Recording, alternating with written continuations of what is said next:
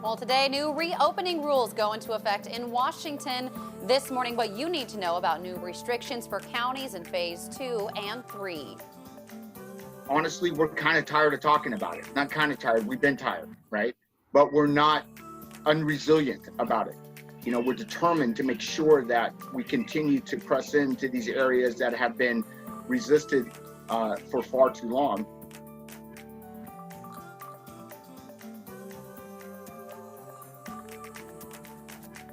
Well, local leaders are calling for action in the Spokane community. This morning, leaders with the NAACP and Occupy Spokane share their idea of the next step 1 month after the Black Lives Matter protests. And temperatures are heating up quickly, not just on this Monday morning, but we'll easily see the hottest weather so far this year this week. Up with KREM begins now. Well, thanks so much for being with us here on our Monday morning for Up with KREM. This morning, the hashtag #WeWantToPlay is trending on social media. This week, players and coaching staff for the NFL are set to begin training camps. Dozens of players are expressing, though, concern on Twitter, saying the NFL has not provided guidelines to make them feel safe at work. Coming up, we'll hear what Seahawks players have to say. Plus, we will talk about the guidelines the NFL has released this far. Now, this morning, we want you to weigh in. Do you think the NFL is ready to bring back players? Dana Marie, do you think it's too soon to start the season? Oh, you know, a lot of the players, for example, Russell Wilson is saying, hey, my wife's pregnant. I want to keep my family safe. At what cost do I go back to work? So we're going to dive into what their responses are. Yeah, again, that's coming up here in just a few minutes. Of course, you can always weigh in by texting us 509-448-2000. We also want to get to the weather. Boy, Thomas Patrick's filling in for Evan Arani. Thomas, it's already pretty warm to kick off the morning. That it is, and it only took about an hour and a half since sunrise to go from what was a pretty mild day to now it is getting pretty toasty. Still a little bit of that morning humidity I can feel here in our outdoor weather center, and I think I'm squinting quite a bit because that sunshine is harsh, and it is still 7 in the morning, which means by the time that sun gets way overhead, well, we're just going to be baking in some 90-degree heat later on today. I would not be surprised to see these readings, which are well into the 60s right now, get into the 70s very quickly, just like it did in Moses Lake and Omak already as of the 7 o'clock hour. So yeah, it's going to get pretty toasty pretty quickly. The report says mostly sunny, but from my vantage point, it is completely sunny outside right now, and that's really my forecast throughout the entire day today. Hour by hour, nothing but sunshine. If you're trying to get outside for a walk or a jog, right now is your best opportunity when those temperatures are still in check. Make sure to get the sunscreen because I could probably use some on the right side of my face as well. By this afternoon, it might be a little bit too hot. Just keep in mind, if you're walking your pets in the afternoon, the pavement gets pretty hot in that direct sunlight. So make sure to keep an eye on how your pets are reacting to the outdoor heat as well. Take advantage of the cooler conditions at night. Can you see the comet on the screen here? A beautiful picture from Nancy Cross out at Lake Pend Oreille yesterday. I'll show you how you can see the comet in the night sky when those temperatures are a little bit cooler overall. So look for that in my full forecast in just a few minutes. And now here's a look at traffic as of the 7 o'clock hour. We'll take a look at some of our traffic cameras. Seeing it pick up just a little bit, but no delays whatsoever. So make sure to grab the shades as you head out this Monday morning. All right, Thomas, thank you so much. Well, happening today, new restrictions will take effect in Washington's reopening plan. Counties in phase 3 will now be limited to gatherings of 10 people or less. Previously, that was capped at 50 people. Counties in phase 2, like Spokane County, will only be allowed to have gatherings of 5 people or less. All live indoor and outdoor entertainment is also prohibited starting today. The new rules will not impact weddings, funerals, or spiritual services.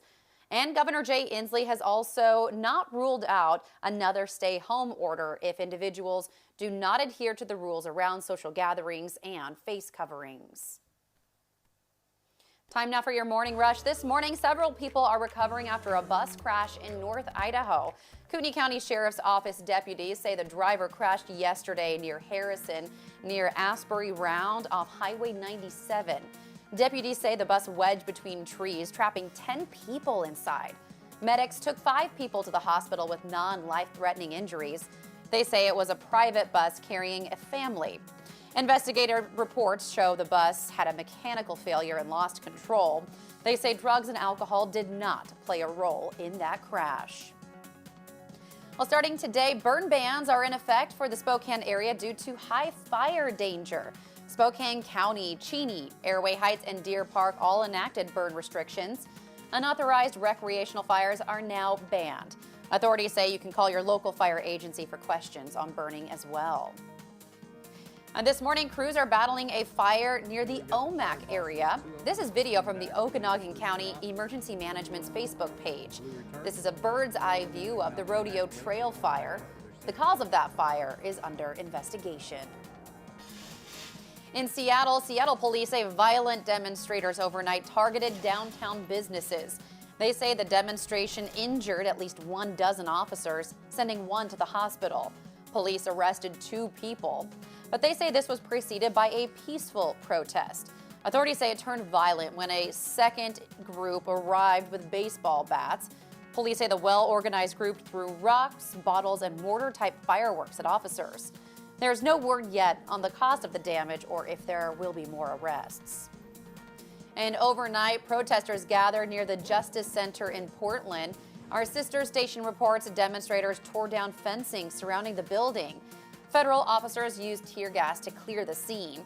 And Saturday night, demonstrators also broke into a police union building and started a fire. President Trump tweeted about the protest yesterday, writing, "We must protect federal property and our people." Well, that is your morning rush. More news in less time. Let us know what's happening in your neighborhood by using the hashtag #UpWithKREM on social media. Well, NFL players are ready to get back on the field, but at what cost? They're not being quiet on social media either. Trending this morning online is the NFL training camp, which starts this week. Players say the organization has not put enough safety measures in place. You can see behind me, these are the posts from social media, hundreds using the hashtag #WeWantToPlay. Now, if you're scrolling online, you'll probably catch this conversation on your feed. So we do want to hear from you. Do you think the NFL season is ready to start? 78% of you are saying no this morning. Do you agree with the players saying no or the NFL saying yes? Most people have said no. It's been above 70% no since around 5:30 this morning. So get that time in. You can vote now in our KREM 2 mobile app. Well, some of the Seahawks are even speaking out, also expressing concerns about training camps starting up. Quarterback Russell Wilson tweeted this over the weekend. He says he's concerned because his wife is pregnant and doesn't feel there's a clear plan on player health and family safety. Wilson tweeted, quote, "We want to play football, but we also want to protect our loved ones." And Seahawks wide receiver DK Metcalf is also speaking out. He said on Twitter, "It's crazy to hear that the NFL has yet to address major health and safety issues with training camp being 2 weeks away. We want to play football. Make it happen, NFL. Keep us safe." Now, according to the NFL's website, rookie will start training tomorrow. Quarterbacks and injured players return on Thursday, and all other players will return a week from tomorrow. Right now, no more than 20 players would be allowed in at one time in the facility, but little information on how training camp will work has been released by the NFL or even individual teams.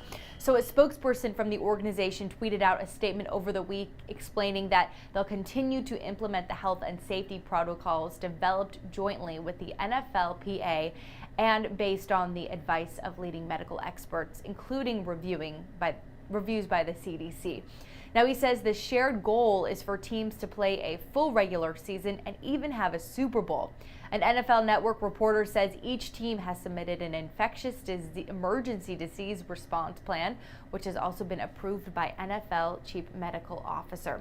Now, Houston defensive end J.J. Watt tweeted this. It's a list of what he says players don't know ahead of going into that training camp.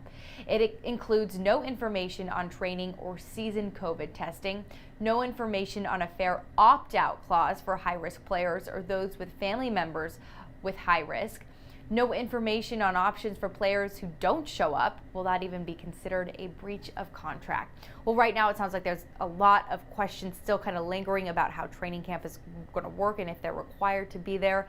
And players seem to feel like they're expected by the league to be there this week. So maybe we'll hear otherwise from the NFL today, but definitely a developing story. We'll continue watching that. And definitely don't forget to vote in our live poll this morning. 79% of you are saying that you don't think the season is ready to start. I mean, that's a big majority of you this morning. Jen, coming from social media, we're hearing a lot.